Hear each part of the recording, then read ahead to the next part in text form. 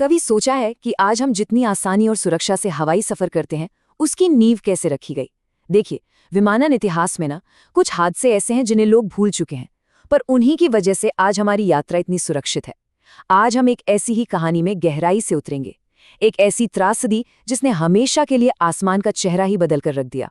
तो चलिए शुरू करते हैं। तो चलिए थोड़ा समय में पीछे चलते हैं।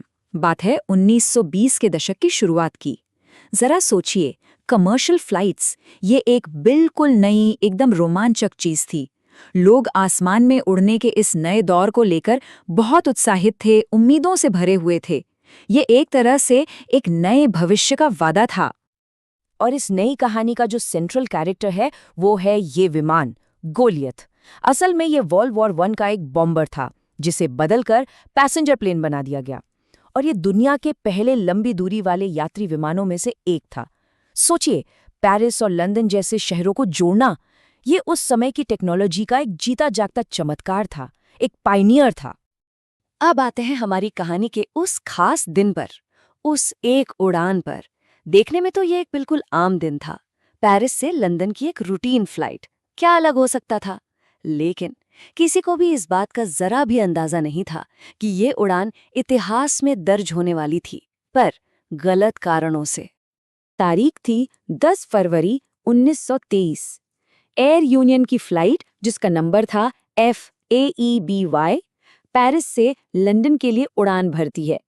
ये एक बहुत ही जाना पहचाना रास्ता था, मतलब एक ऐसी यात्रा जो पहले भी न जाने कितनी बार बिना किसी भी परेशानी के पूरी हो चुकी थी। सब कुछ नॉर्मल था। और ये जो पेरिस से लंदन का हवाई रूट था ना, ये सिर्फ एक रास्ता नहीं था, ये उस दौर में आसमान में बना एक नया हाईवे था, एक सिंबल था मॉडर्न प्रोग्रेस का, दो महान कल्चर के बीच एक नए कनेक्शन का प्रतीक। लेकिन जैसा कि कहते हैं, आसमान के इरादे कुछ और ही थे। जो एक बिल्कुल सामान्य सी उड़ान लग रही थी, वो बहुत जल्द एक भयानक, जानलेवा खतरे का सामना करने वाली थी। तो जैसे ही प्लेन इंग्लिश कोस्ट के पास पहुंचता है, उसका सामना होता है इस कहानी के असली विलन से। और वो विलन कोई इंसान नहीं था, वो था घना, जानलेवा कोहरा। आज के समय में ये सोचना भी अजीब लगता है ना, पर जरा 1920 के दशक की कल्पना कीजिए। पायलटों के पास ना तो GPS था, ना ही कोई रडार। वो किस पर निर्भर थे? सिर्फ अपनी आंखों पर, जमीन पर दिख रहे लैंडमार्क्स, एक बेसिक सा कंपस और कागज के नक्शों पर। इसका सीधा सा मतलब था, अगर उन्हें जमीन नहीं दिख रही तो वो सचमुच आसमान में अंधे हो जाते थे। अब जरा कॉकपिट के अंदर के उस माहौल को महसूस करने की कोशिश कीजिए। पायलट पूरी तरह से अंधा हो चुका था। कोहरे में उसे कुछ भी समझ नहीं आ रहा था कि वो कहाँ है। उसे कोई ग्राउंड रेफरेंस नहीं दिख रहा था। और इसी घबराहट में, रास्ता खोजने की एक आखिरी कोशिश में, वो प्लेन को और नीचे ले जा रहा था। और फिर वही हुआ जिसका डर था। कोहरे में अंधा होकर रास्ता ढूंढता वो विमान केंट के ईस्ट मॉलिंग के पास जमीन से जा टकराया। और टक्कर इतनी जबरदस्त थी कि प्लेन पूरी तरह से तबाह हो गया। प्लेन में उस वक्त 5 लोग सवार थे, 2 क्रू मेंबर्स और 3 पैसेंजर्स। अफसोस, उनमें से कोई भी नहीं बच पाया। 5 लोगों की इस हादसे में दुखद मौत हो गई। लेकिन देखिए, ये कहानी यहाँ इस त्रासदी पर खत्म नहीं होती।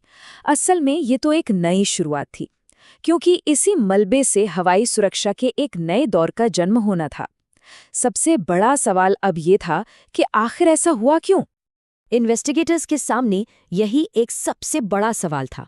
अगर भविष्य में ऐसे हादसों को रोकना है तो उन्हें ये जानना ही होगा कि आखिर गलती हुई कहाँ थी। और जब जांच के नतीजे सामने आए तो वो काफी हैरान करने वाले थे। पता है क्यों?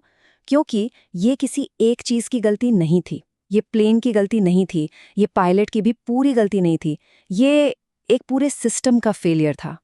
खराब मौसम, नेविगेशन टेक्नोलॉजी की भारी कमी और उस दौर के तरीकों, इन सब ने मिलकर इस हादसे को जन्म दिया। और सबसे अहम बात जो सामने आई वो ये थी कि प्लेन में कोई मैकेनिकल खराबी थी ही नहीं। इन्वेस्टिगेटर्स को इंजन फेलियर या किसी भी तरह की तकनीकी गड़बड़ी का कोई सबूत नहीं मिला। और ये बहुत बड़ी बात थी, क्योंकि इसने सबका ध्यान एक ही तरफ खींचा। असली समस्या नई टेक्नोलॉजी और बेहतर नियमों की कमी थी। तो देखिए कैसे एक दुखद हादसे ने एक चेन रिएक्शन शुरू किया।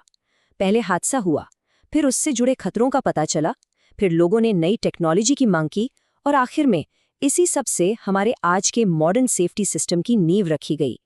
मतलब इस हादसे में गई जानें सीधे तौर पर उन सेफ्टी स्टैंडर्ड्स की वजह बनी जिन पर आज हम सब भरोसा करते हैं। तो इस हादसे का असर सिर्फ एक उड़ान या एक एयरलाइन तक ही सीमित नहीं रहा, इसने पूरे के पूरे एविएशन इंडस्ट्री को एक बहुत बड़ा और ज़रूरी सबक सिखाया। ये हादसा एक कैटलिस्ट, एक उत्प्रेरक बन गया। इसी के बाद रेडियो बेस्ड नेविगेशन की ज़रूरत महसूस की गई, बेहतर वेदर फोरकास्टिंग की मांग बढ़ी और सबसे ज़रूरी, पायलटों के लिए स्टैंडर्ड इंस्ट्रूमेंट फ्लाइट ट्रेनिंग पर जोर दिया गया। मतलब ऐसी ट्रेनिंग जिससे वो सिर्फ इंस्ट्रूमेंट्स को देखकर प्लेन उड़ा सकें। ये सब इसी एक त्रासदी की विरासत है। ये बात उस समय की सच्चाई को बिल्कुल साफ साफ बताती है कि शुरुआती कमर्शियल उड़ानों का जो रोमांच था, जो पायनियरिंग स्पिरिट थी, उसके पीछे एक बहुत बड़ा, बहुत ही खतरनाक रिस्क भी छिपा हुआ था। तो ये हमें सोचने पर मजबूर करता है ना।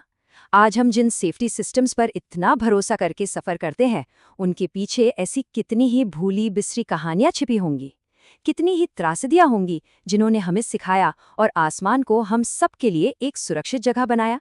एक सोचने वाली बात है।